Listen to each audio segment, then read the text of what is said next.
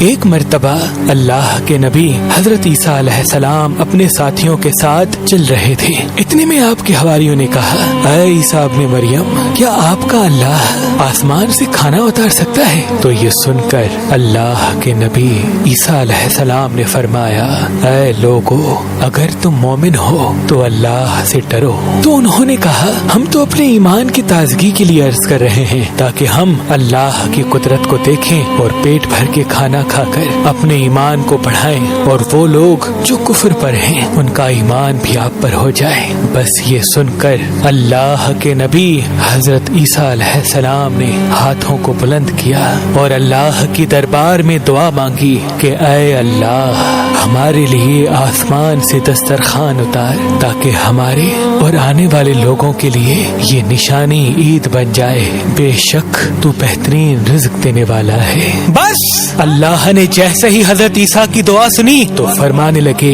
اے عیسیٰ، تمہارے پروردگار نے تمہاری دعا قبول کر دی، لیکن اس دسترخوان کے اترنے کے بعد اگر ان لوگوں نے خیانت کی تو ان پر وہ عذاب نازل ہوگا جو آنے والی نسلوں کے لیے مثال بن جائے گا۔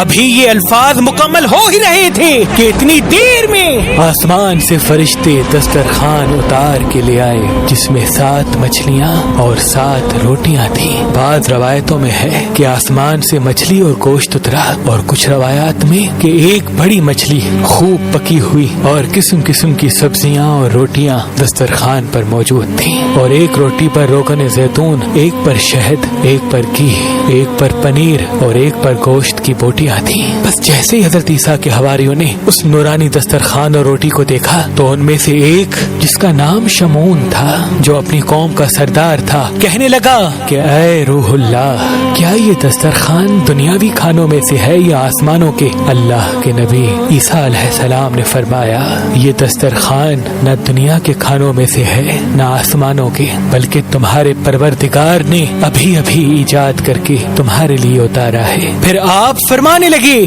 خوب پیٹ بھر کے کھاؤ اور اس میں خیانت نہ کرنا اور نہ ہی کل کے لیے ذخیرہ کرنا، ورنہ اللہ کا عذاب تم پر آ پہنچے گا۔ لیکن افسوس، وہ لوگ اس کھانے میں خیانت بھی کرتے ہیں اور کل کے لیے تھوڑا تھوڑا چھپانا بھی شروع کر دیتے ہیں۔ بس جیسے ہی رات ہوئی سب پیٹ بھر کے سوتے ہیں اور اللہ کا عذاب ان پہ آ جاتا ہے۔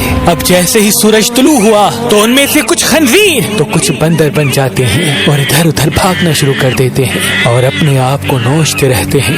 اللہ کے نبی حضرت عیسیٰ علیہ السلام نے جب ان کو دیکھا تو اللہ سے دعا کی، تو یوں تیسرے دن وہ سارے اللہ اور اللہ کے نبی کے نافرمان دنیا سے مر کے فنار ہو گئے۔